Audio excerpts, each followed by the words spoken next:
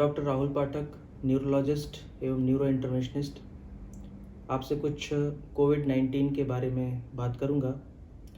जैसा कि हम जानते हैं कि इस समय कोविड-19 का आउटब्रेक बहुत तेज़ी से इंडिया में फैल रहा है और हमारे पास बहुत सारे ऐसे सवाल हैं जिनके जवाब अभी हमें मिले नहीं हैं, और जो रिसेंट में जवाब आए भी हैं वो आम जनता तक, लोगों तक अभी तक पहुंच नहीं पाए हैं।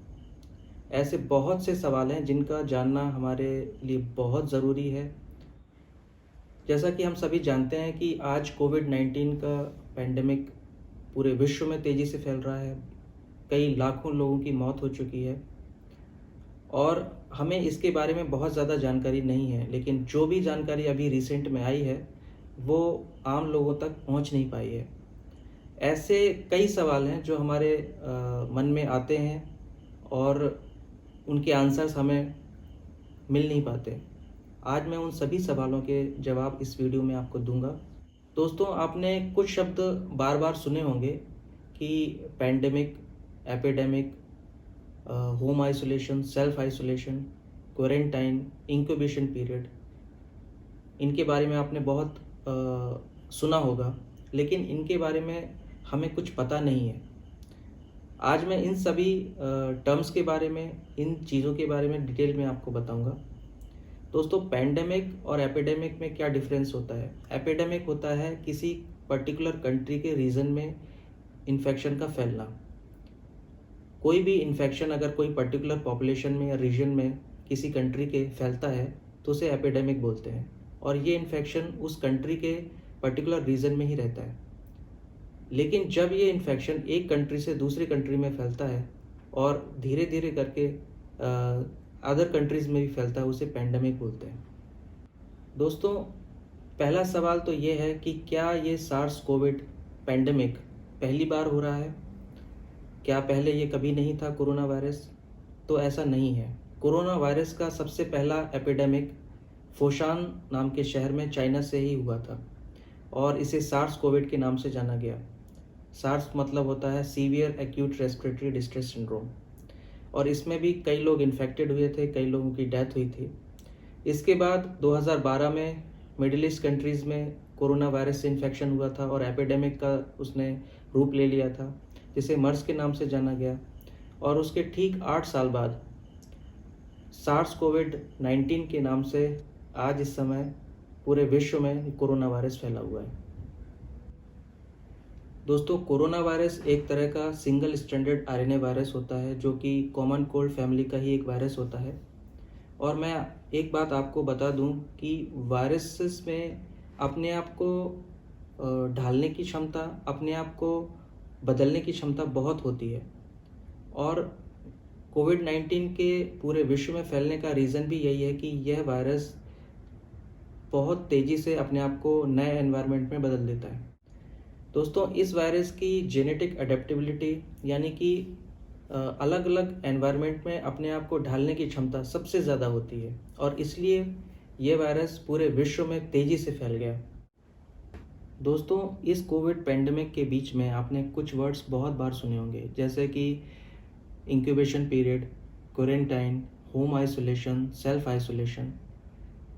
आज मैं इन सब के बारे में आपको विस्तार से ये शब्दों के क्या मतलब होते हैं उनके बारे में बताऊंगा। इंक्यूबेशन पीरियड का मतलब होता है वह समय जिसमें व्यक्ति कोरोना वायरस के संपर्क में आता है और उसमें कोरोना वायरस के लक्षण पैदा होते हैं। तो कोरोना वायरस के अंदर आने से लेकर कोरोना वायरस की वजह से लक्षण प्रकट होने तक का जो बीच का समय होता है उसे इंक्यूबेशन पीरियड कहते हैं। तो दोस्तों, आप सिंपल भाषा में ये समझ ही गए होंगे कि इंक्यूबेशन पीरियड वायरस के हमारे शरीर में घुसने से लेकर और वायरस की वजह से पहला लक्षण उत्पन्न होने तक का समय होता है। कोरोना वायरस में इंक्यूबेशन पीरियड 1 दिन से लेकर 13 दिन तक रह सकता है, और एवरेज 5 से 6 दिन तक रह सकता है, और ज़्यादा से ज़्यादा 14 दिन तक रह सकता है। दोस्तों, नेक्स्ट वर्ड है क्वारंटाइन।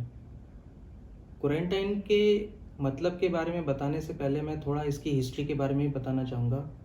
क्वारंटाइन वर्ड आया है क्वारंटीना से। क्वारंटीना मतलब होता है 40 डेज़।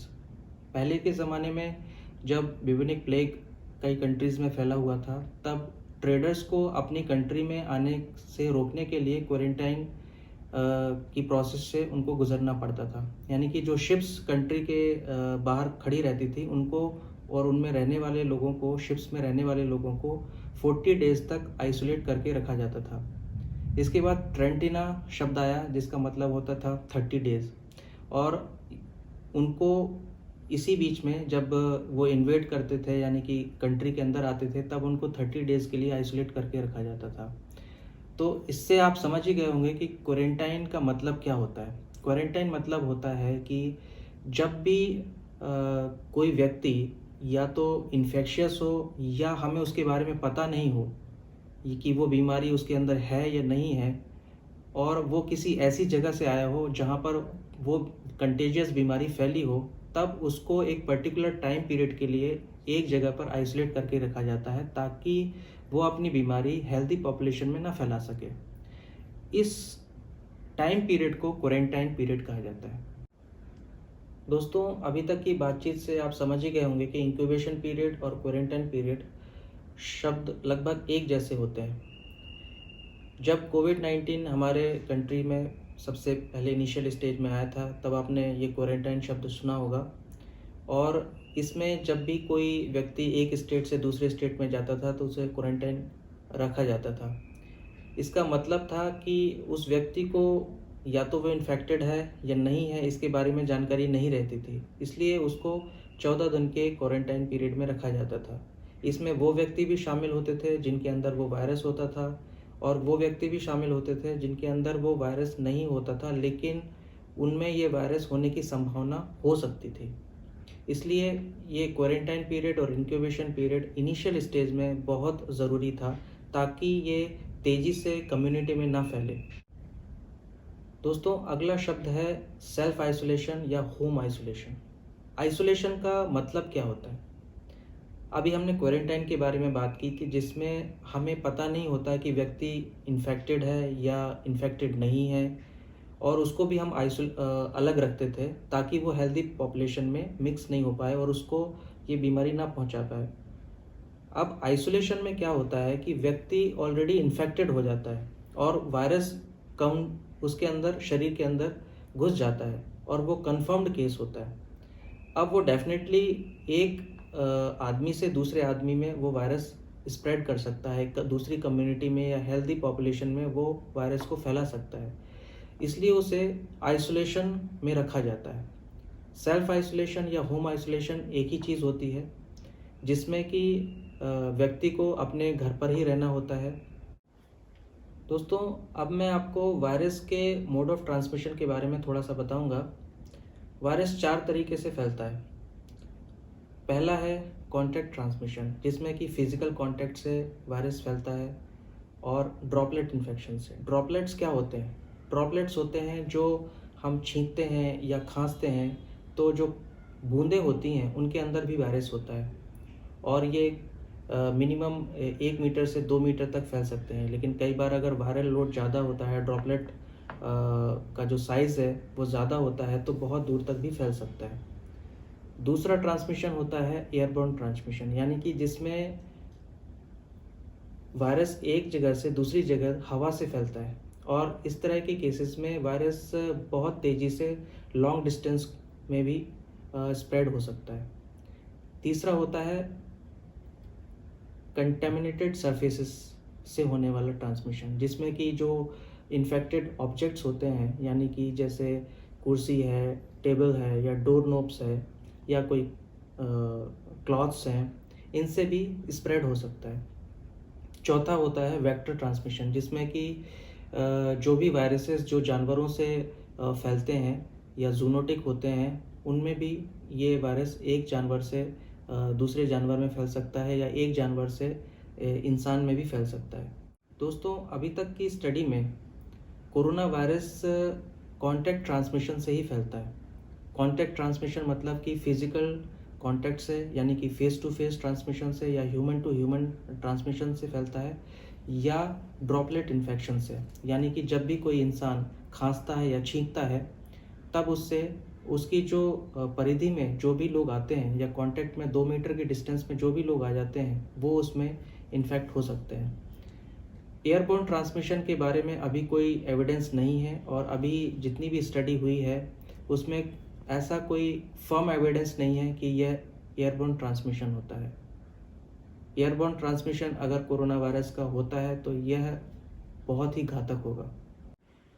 दोस्तों, कोरोना वायरस फोमाइट्स से भी फैलता है। फोमाइट्स मीन्स इन्फेक्टेड ऑब्जेक्ट्स जैसे कि door knobs, clothes, light switches, mobiles, इनसे भी कोरोना वायरस एक व्यक्ति से दूसरे व्यक्ति में फैल जाता है। स्टेनलेस स्टील और प्लास्टिक बॉडी में वायरस 48 आवर्स से लेकर 72 आवर्स तक रह सकता है और इनमें इन्फेक्शन होने से और इनको बार बार यूज़ करने से यह एक व्यक्ति से दूसरे व्यक्ति में फैल जाता है। लेकिन जो most common mode of transmission है वह फेस टू फेस ट्रांसमिशन है, यानी कि डायरेक्ट कांटेक्ट से ही अधिकतर लोगों में ये वायरस फैलता है। दोस्तों, अब मैं आपको कुछ नए शब्दों के बारे में जानकारी दूंगा जिसके बारे में आपने कभी ना सुना होगा और ना ही ऐसी जानकारी आपको पहले पता चली होगी। दोस्तों, पहला शब्द है वायरल लोड। वायरल लोड मतलब होता है कि जब भी कोविड-19 से पीड़ित व्यक्ति में सिम्टम्स उत्पन्न होते हैं, यानी कि लक्षण दिखाई देते हैं, तब उसके शरीर में वायरस का लोड सबसे ज़्यादा होता है और उस समय वो व्यक्ति सबसे ज़्यादा हाईली इन्फेक्शियस होता है, मतलब एक व्यक्ति से दूसरे व्यक्ति को इन्फेक्शन पहुंचा सकता है। दूसरा शब्द होता है वायरल शेडिंग, मतलब कि वायरस को शरीर से बाहर की तरफ निकालना। दोस्तों, जब भी कोविड-19 पीड़ित व्यक्ति में लक्षण स्टार्ट होते हैं उसके 3 दिन पहले से ही वो वायरल शेडिंग स्टार्ट कर देता है, यानी कि वायरस को अपने शरीर से निकालना शुरू कर देता है, एक व्यक्ति से दूसरे व्यक्ति में ट्रांसमिट कर सकता है। तीसरा एक इम्पॉर्टेंट शब्द है प्री सिम्टोमेटिक कैरियर। दोस्तों, आज के समय में जो जितना भी कोविड-19 की वजह से एकदम से विस्फोट हुआ है, प्री सिम्टोमेटिक कैरियर वो लोग होते हैं जिनको कोविड-19 तो हो चुका है लेकिन उनमें लक्षण स्टार्ट होने के पहले ही वो एक व्यक्ति से दूसरे व्यक्ति में इन्फेक्शन को ट्रांसमिट करने की उनकी प्रवृत्ति बहुत ज़्यादा होती है। अभी जो सबसे पहले सिंगापुर में केस हुआ था जिसमें स्कूल गोइंग चिल्ड्रन में और स्कूल गोइंग पॉपुलेशन में एक क्लासरूम में जहाँ पर संगीत की शिक्षा दी जा रही थी, उसमें एकदम से कोरोना का विस्फोट हुआ था और जब इंडेक्स केस को ट्रेस किया गया तब पता चला कि जिस व्यक्ति से वो फैला है उस व्यक्ति को में लक्षण आने के पहले ही वो व्यक्ति बहुत से लोगों को इन्फेक्ट कर चुका था, यानी कि 3-4 दिन पहले बहुत सारे लोगों को वो इन्फेक्ट कर चुका था और 3-4 दिन बाद उस व्यक्ति में लक्षण दिखाई दिए। इसे कहते हैं प्री सिम्टोमेटिक कैरियर, मतलब कि सिम्टम्स स्टार्ट होने के पहले ही वो व्यक्ति अपने शरीर से वायरस को दूसरे व्यक्तियों में पहुंचा देता है और यही presymptomatic carrier corona virus में सबसे ज़्यादा इन्फेक्शन को फैलाने के लिए रिस्पॉन्सिबल है और ये लगभग 42% से लेकर 62% केसेस में प्री सिम्टोमेटिक कैरियर ही एक व्यक्ति से दूसरे व्यक्ति में ट्रांसमिट करते हैं। दोस्तों, अब मैं कोविड-19 के सिम्टम्स के बारे में बात करूंगा, जिसमें सबसे मोस्ट कॉमन सिम्टम होता है फीवर, हाई ग्रेड फीवर, जो परसिस्टेंट रहता है थ्रू आउट द डे। दूसरा मोस्ट कॉमन सिम्टम होता है ड्राई कफ, सूखी खांसी। सूखी खांसी लोग अधिकतर कंफ्यूज हो जाते हैं, थोड़ी सी सूखी खांसी गले में खराश होती है तो उसको कोविड से उसको कोरिलेट कर देते हैं, लेकिन कोविड की जो सूखी खांसी होती है वो लोअर रेस्पिरेटरी ट्रैक्ट इन्फेक्शन की वजह से होता है। मीन्स उसमें लंग्स को ज़्यादा काम करना पड़ता है और उसमें सांस में लेने में भी दिक्कत आने लगती है। तो जो नॉर्मल सूखी खांसी है और नॉर्मल वायरसेस की वजह से और जो कोविड-19 में जो सूखी खांसी होती है वो अलग अलग होती है। एक तरह से ये हम समझ सकते हैं कि कोविड-19 में जो ड्राई कफ होता है वो थोड़ा ज़्यादा सीरियस होता है और उसमें सांस लेने में और चेस्ट की जो मांसपेशियां हैं उनमें भी काफ़ी दर्द होता है। इसके अलावा माइल्जिया यानी कि मसल पेन, हेडेक, वॉमिटिंग ऐसे लक्षण भी होते हैं और 3% केसेस में सूंघने की क्षमता में भी कमी देखी गई है। दोस्तों, अब मैं आपको होम आइसोलेशन या मेडिकल आइसोलेशन के बारे में बताता हूँ और ये होता क्या है, और दूसरा होम आइसोलेशन कितने दिनों का होता है।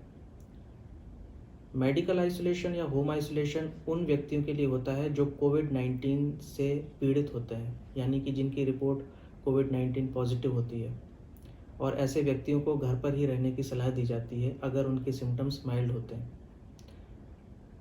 ये कम से कम 10 दिनों के लिए होता है।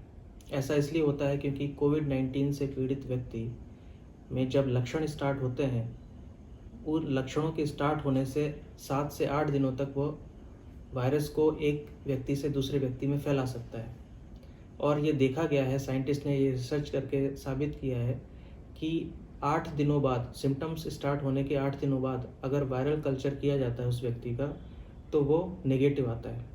इस तरह से 10 दिनों तक वो व्यक्ति इस कंडीशन में आ जाता है कि एक व्यक्ति से दूसरे व्यक्ति को इन्फेक्शन नहीं कर सकता या इन्फेक्शन नहीं दे सकता। इसलिए होम आइसोलेशन 10 दिनों के लिए होता है। तो दोस्तों, आज के इस वीडियो में मैंने आपको कोरोना वायरस की हिस्ट्री, कोरोना वायरस क्या होता है, mode of transmission, symptoms, quarantine, home isolation के बारे में बताया। कोविड-19 से जुड़े हुए और भी बहुत से महत्वपूर्ण सवाल हैं जिनके बारे में मैं आपको अगले वीडियो में बताऊंगा। धन्यवाद।